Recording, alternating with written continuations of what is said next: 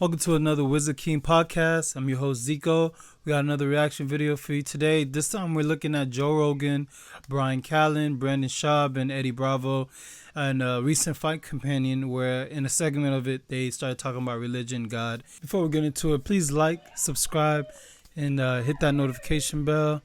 Helps the channel out, helps me out a lot. If the singularity has already happened, meaning that you and I are already self-replicating machines, and we are in the process of making machines that are even better than us, but we're already in the simulation. That is a theory that theoretical mathematicians The simulation theory, you ever notice, only comes from wealthy people? Like the guy working at 7-Eleven, it's not like we're working a simulation. No, it comes from scientists and thoughtful, like really, really high-level math. Also, people that aren't religious. Physicists. What I was going to get to... It's actually an interesting... And this runs into religion. What I was going to get to is you could take that further and say that with time, intelligent life would become a god. Because intelligent life would become godlike. If it didn't get interrupted, if it didn't get interrupted and it kept evolving and improving, if there was some sort of competition that forced it to continue to evolve and improve, which is what makes all competition on Earth so important. Things continue to evolve and improve. If that happens for 1 million years, for 5 million years, for 10 million years, we've had animals on this planet that are older than that, right? What if a life form that became super intelligent evolved to the point where it had absolute control over everything? That would be a god. Yeah. And that would be a real god. That would be something that like science could put their hat on. They could go, okay, well, let's call that God. Because if there's an intelligent life form that literally creates everything, that is what God does. Yeah. And if God is letting children starve, if God is letting horrible crimes take place and the worst that we see in all of the society, if that's true, and if that is just because what a God is something that just creates things, and a God sets these processes in place, and it gives you a higher good to reach for, and then the ultimate goal is that species becomes like gods. This is a common thought amongst people who are atheists or people who might believe God exists, right? But find it difficult to follow a God who allows atrocities, as Joe mentioned here, right? As someone who chooses to follow God, the God of the Bible, I get it. Like, it is extremely difficult to accept that God is good, sovereign, which means like he either allowed it or made it happen, like things that happens in people's lives, in our lives. He either made it or allowed it to happen. Which also watching or hearing of these horrible things that happen to other human beings, you know, like you hear these stories. Now we get to see it across the world. You know, you look in Iran and you look at all these different things that are happening right now, right? And we're like, how can God allow that? It's hard to grasp, especially if you're somebody who cares for other humans. Like, you know what I mean? I mean, you're human. Hopefully you care for other humans the way you care for yourself. If you care for yourself in a good way. The Bible does shine light on this though. Starting all the way in Genesis with Adam and Eve. You know, you look at in the beginning in Genesis, first chapter of Genesis is all about the creation, right? Like the 7 days that God took to from when it was nothing, when he was just hovering over water, to light, sun being separated, waters being separated from land, animals, creatures, humans being made, all these things, right? And then he planted a garden in the east, and he's like, man, I should put somebody here to tame this garden to manage it. Created Adam, put Adam in that garden, and then from there, right, you know, what we're about to read is before what he decided to do after that. But in chapter 2 verse 16, in chapter 2, verse 16, it says, and the Lord God commanded the man, you are free to eat from any tree in the garden, but you must not eat from the tree of the knowledge of good and evil, for when you eat of it, you will certainly die. Now, some people would be like, why would God put that there? Like, why put that tree of knowledge of good and evil there if the person can't eat it? Like, what sense does that make, right? And I think that's a great question to ask. You know, why even allow like Adam to have that option, right? And one of the ways I tend to think about that is in terms of the relationship to my wife. Now, for example, my wife chose to marry me, right? I didn't force her. I didn't force her, and she might say different, but she's lying. No, but I didn't force my wife to marry. She chose, and she had plenty options, right? She chose to marry me. I still sometimes wonder why, but it's just because I could tend to be, I have some insecurities, right? But she accepted.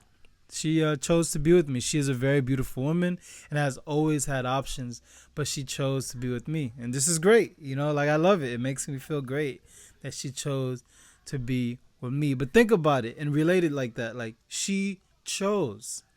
God wants us to choose to have a relationship with him. And remember, in the beginning it says we were created in his likeness. Now you think about that. You could also, if you take that example and then you extrapolate that, what is that basically? What I just described there? Free will. So the deeper question is, do you want, with people that argue, like, why would he do that? Ask yourself this: would you rather be able to choose what you can do, or do you want somebody to choose it for you? That's free will. That's the right to choose what you want to do with your life, to choose who you get in a relationship with in your life, who you interact with in your life, all based on you, regardless of the consequences, bad or good. Regardless of the consequences, whether bad or good, you get to choose the actions and things you partake in, the relationships you partake in. Your choice. That's free will. Or for those who feel like, hey, we shouldn't have free will, then you're choosing for somebody to dictate the way you feel, how you feel, and the way you move, how you move, what you do, where you work, who you interact with, and the list keeps going, right? So that's what you do. You extrapolate that. So, I want to ask you this: without the tree of knowledge and evil existing, is there true free will? That also brings me to this next concept. Who are we, the creation, to question God in a contemptuous way about why he decided to allow us to live the way we choose, right? Think about that. Here we find this man who is a wealthy man with a large family. Now I'm going to describe to you another scenario. This man is Job, right? And he gave to the poor, took care of widows and people in need, and was regarded by God himself as a righteous man. So this is Job. This is who Job is. But then God allowed him, because he's sovereign, right? God is sovereign, to lose his wealth, health, food, and most importantly, his children in this short amount of time. I have a family. That's wild to me, right?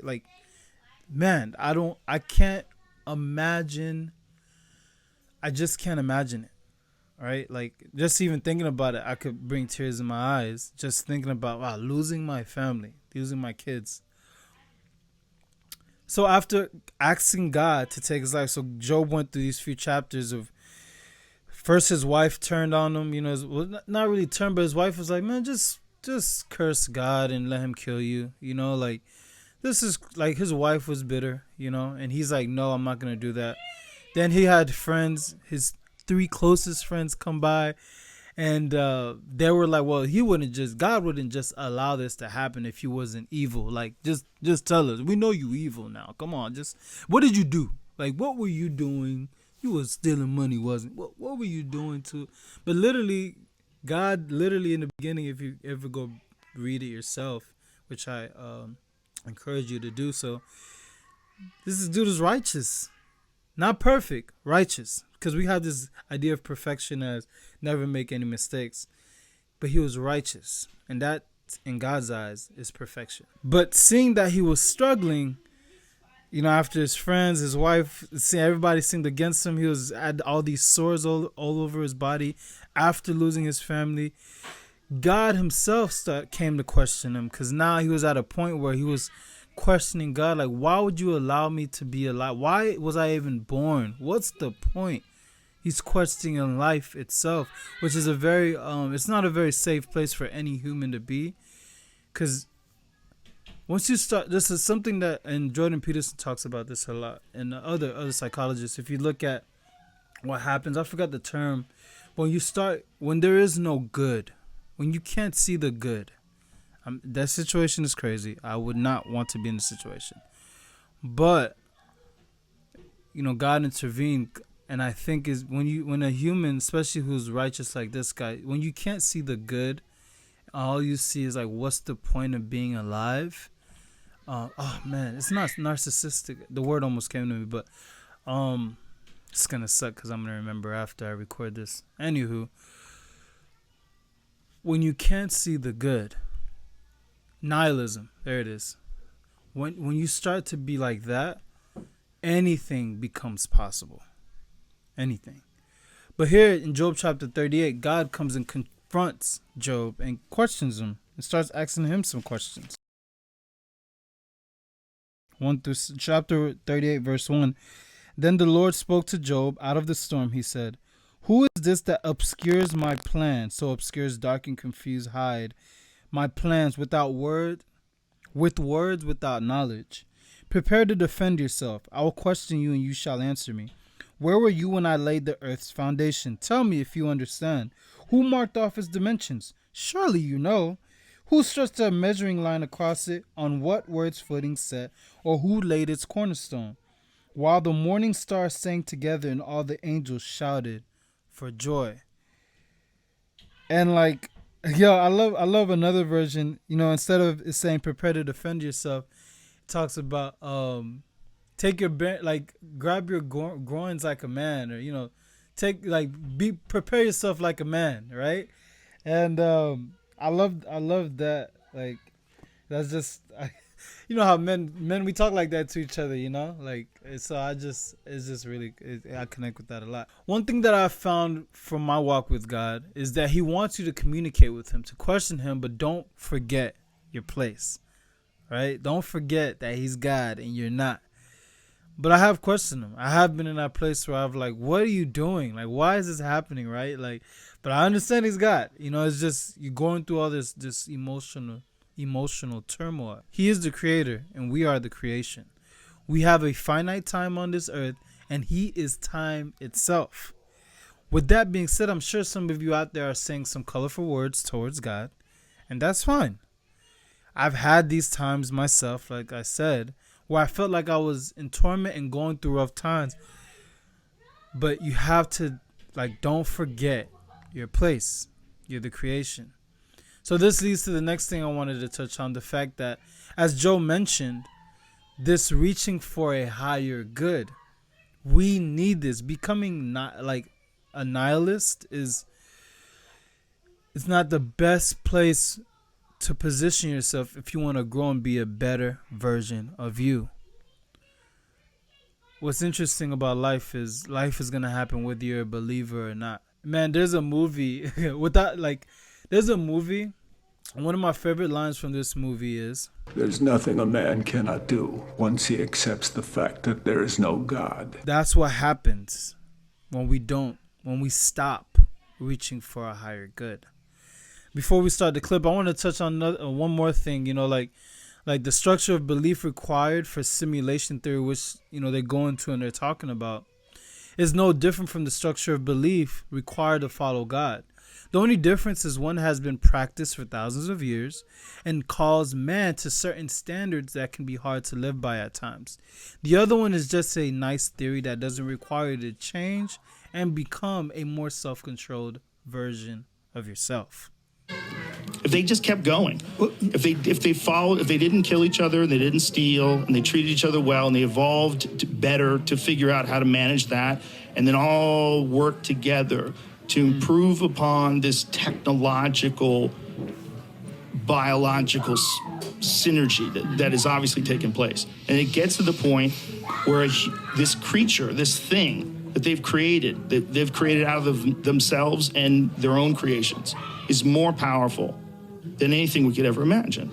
That literally could be like a Dr. Manhattan type deal. That question is interesting even if you take it to yourself. So I think it's really interesting that, tell me if you agree with this, but I always feel like as a human being, you have in your mind's eye almost a nostalgia or an understanding that of when you're not doing what you're supposed to do. Yeah, so when you're not doing what you're supposed to be doing, there's an instinct, there's this feeling. There's something that we all humans have, this weird inner thing, right? And though too many people in today's times, particularly in the Western world, we have become more diluted and less sensitive to our intuitions. Again, in Job 38, let's go back to the Bible again, verse that same chapter in Job. So we're going to that same chapter where God was talking to Job. But this time we're going to jump down to verse 36. So I want to explain to you guys this concept, right? That what Brian is describing here, in my opinion. So we're going to look at Job chapter 38, verse 36. And we're going to read the Amplified version, which I like the way it lays this out. It says, "Who has put wisdom in the innermost being, or given understanding to the mind?" This shows us that God has inputted these things into the heart of all humans. Again, in Ecclesiastes chapter 3, verse 11, it says, also in the Amplified version, "He has made everything beautiful and appropriate in its time. He has also planted eternity in the human heart." So eternity, like a sense of divine purpose in the human heart. "Yet man cannot find out what God has done from the beginning to the end." Which is interesting, like these things that are implanted in every human. This desire, it shows that we have this desire to know what is out there in the skies beyond our vision. That feeling that we get that we may not be in the right path is from God. This is something from the Creator, right? This purpose that we're like, hey, we feel like we're called to do something better, to do something bigger. And a lot of us have come to relate it to different things like career, and what, depends on the person, but each person has this thing within us. Now when it comes to eternity, whether you're on the right or wrong path, quote unquote, can all be determined by the Bible. But best believe that God allows people to do things and uses these things for his will and his people, right? So like there's people that have done evil things, and and God has allowed it, but he's been able to use that for the betterment of his people. And the Bible says this in Romans 8:28, which we'll read later. But in Jeremiah 43:10, we see how God used the king of Babylon to discipline his people. And at that time, they were rebellious and all these things, and he was going to allow that because they had been rebelling against him and serving other gods. But in the Romans 8:28 scriptures, it tells us straight that everything that happens is for a reason, which scripture is on the screen. God works it to benefit those who love him. But going back to the intuition, I believe from about the time we are babies to childhood, we are most in tune with our instincts for the most part, right? Like, meaning we are able to sense people's energies, and if the situation is dangerous. If you ever looked at a child, or not looked at a child, but if you have a child, or maybe you have a nephew or niece, the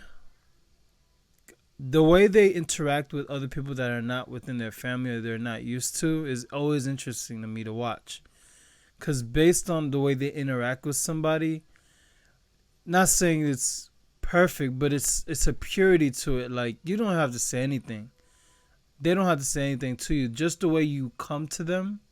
Sometimes they'll be like, "No, I'm good," or sometimes they'll be like, "All right, you can embrace me, you can hold me, whatever," right?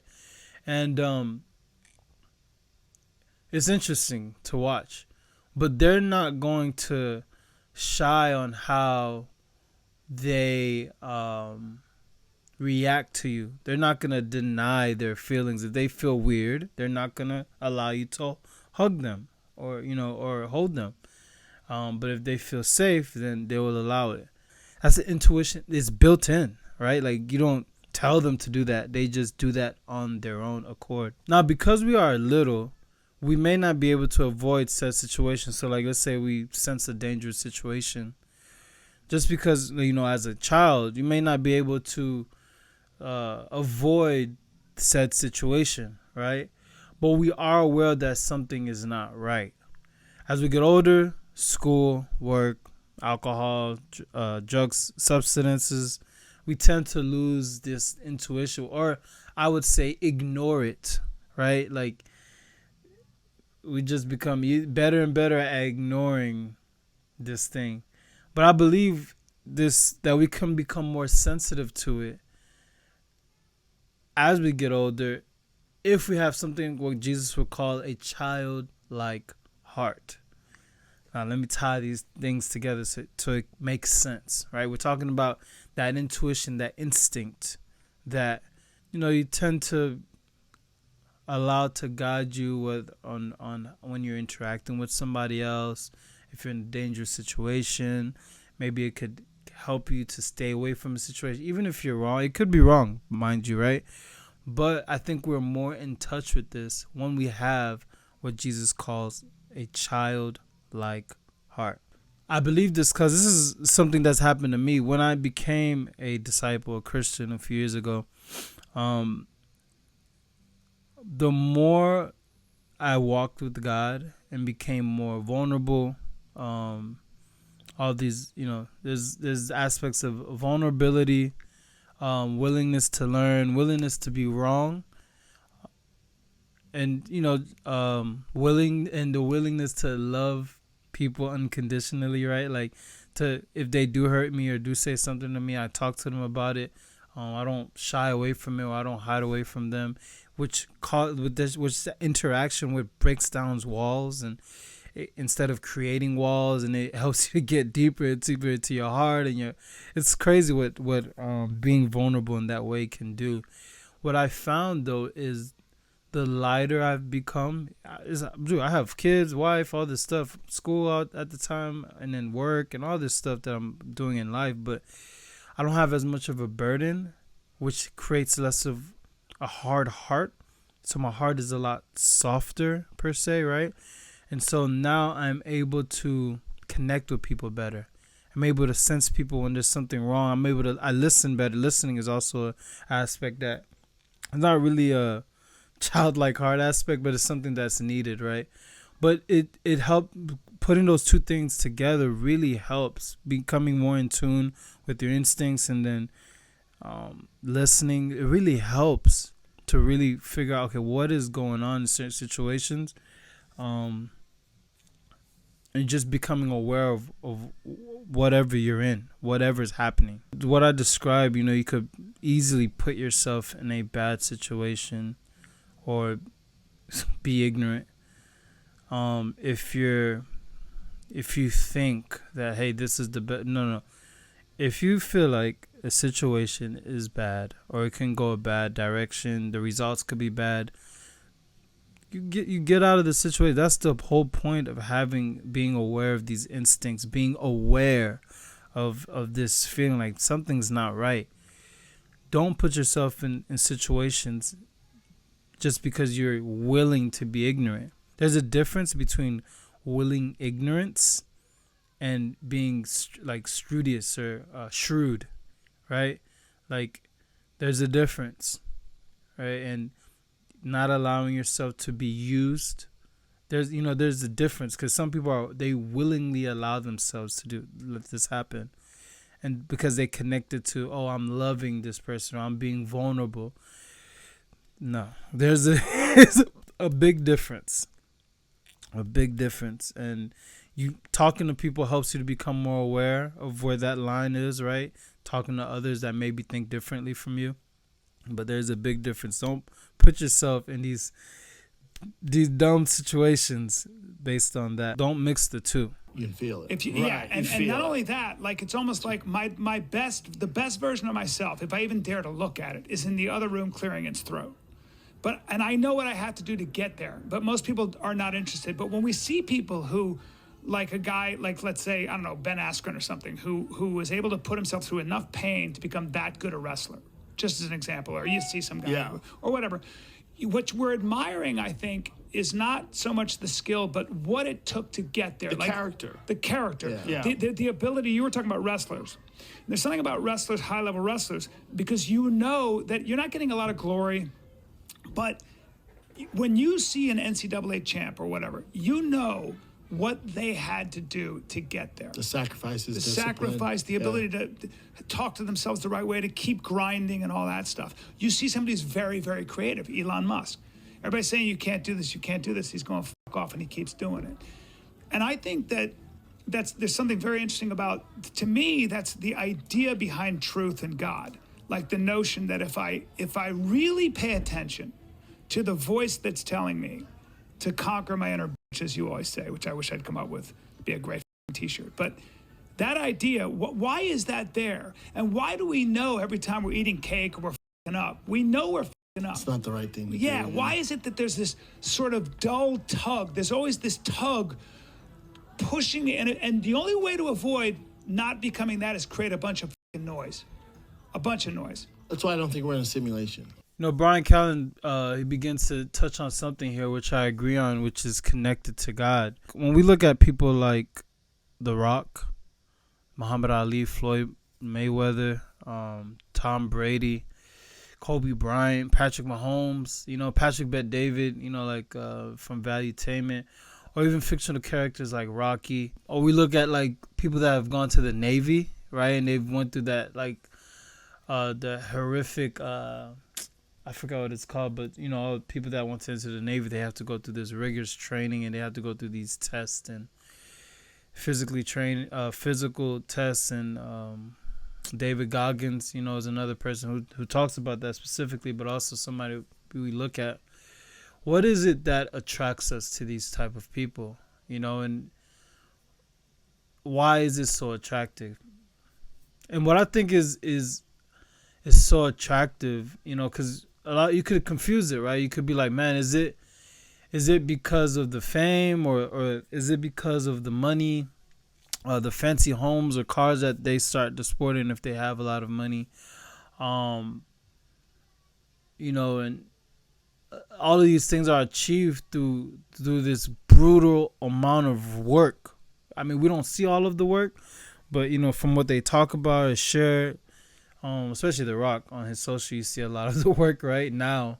But like, is that what attracts us? And I this is what I believe exactly what it is. This is what attracts us to those type of people, those people that have achieved something that surpasses what we could think that is achievable. It is the fact that these people have become better versions of themselves and are displaying it through this sport or business or activity. They have achieved something that most humans won't achieve, right?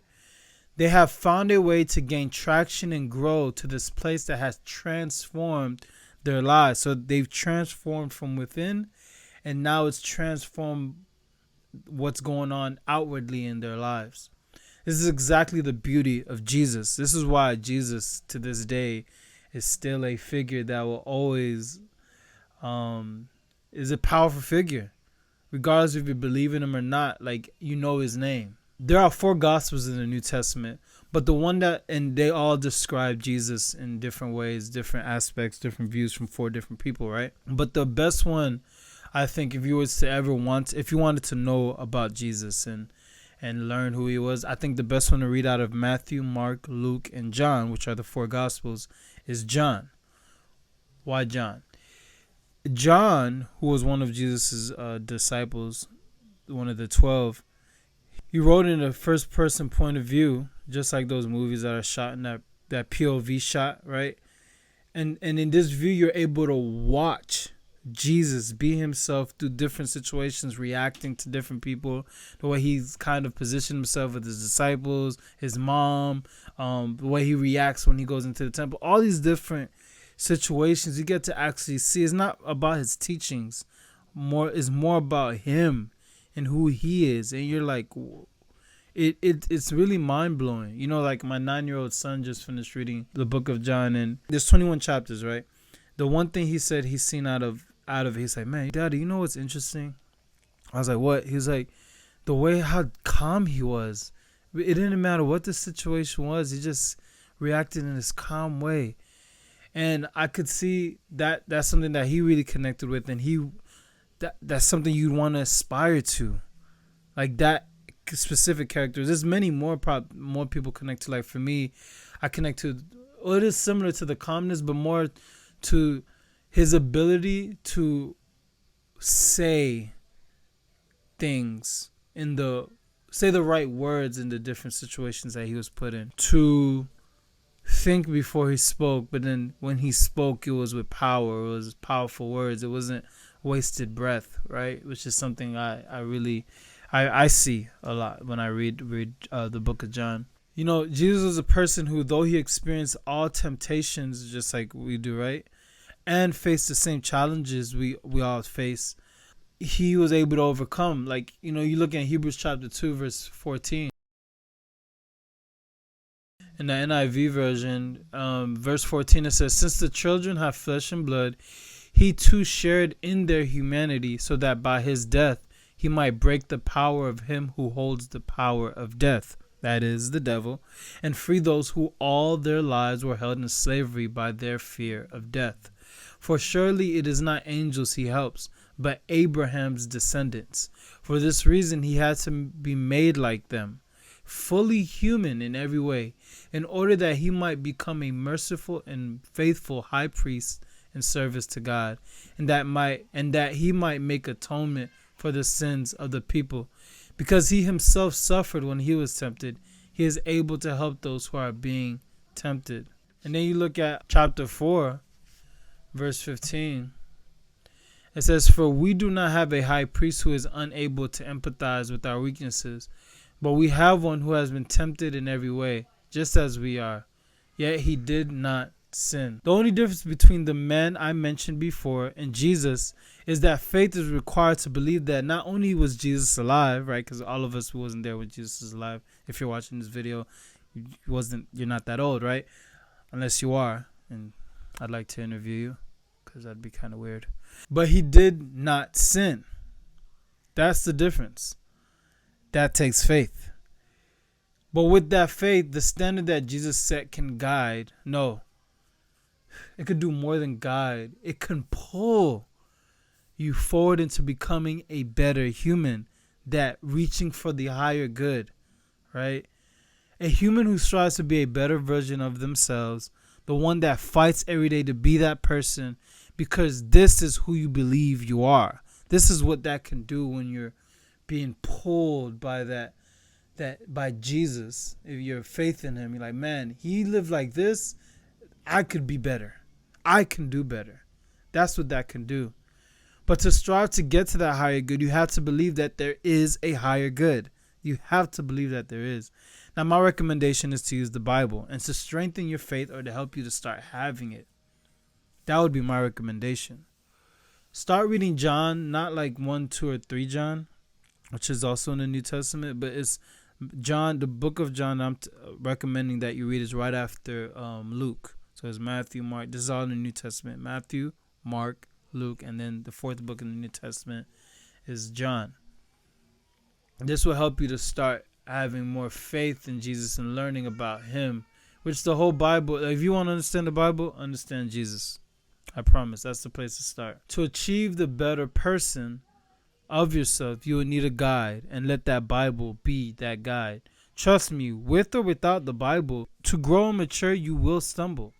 But at least with the Bible, you will have some guidance. If you're enjoying the video so far, please like, share if you haven't already, and please subscribe, hit that notification bell. Let's get back to the rest of the clip. Well, within it may be, but I just think that for me, I always think be a part of it. I think certainly be a part of it all. Yeah, I think the ultimate. For me, it makes me feel good about the universe. It makes me feel like there is a benevolent end to this. Simulation makes me want to. I think the reason why we all want to work together, and it's better to be kind, to be a good person, is because when things work together, more things get done. There's a thing about human beings that we are creating newer and better things, always, constantly. To what end?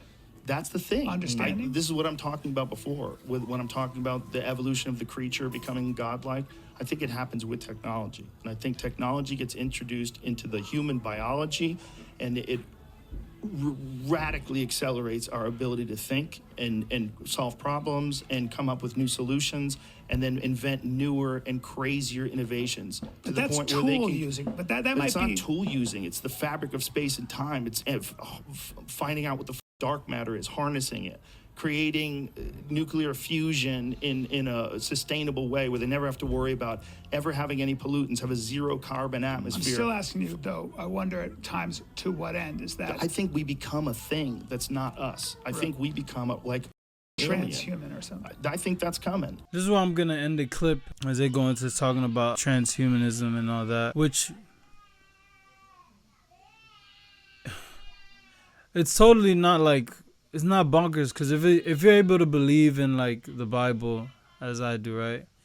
You know, the Bible talks about you becoming a different person, right? When you go to sleep, when you fall asleep, it says that God, you become a different. I mean, you don't go with this flesh suit, right? When you die, so it's not totally out of the woodworks. I you know, like the theory, the direction that they're going, but it is so evident, you know, what Joe says here, the power of people working together. You know, that is exactly what God shows us in Genesis 11 verse 1 through 9. You know, if you're not familiar, this is the story of the Tower of Babel. Now the whole world had one language and a common speech. As people moved eastward, they found a plain in Shinar and settled there. They said to each other, "Come, let's make bricks and bake them thoroughly." They used brick instead of stone and tar for mortar.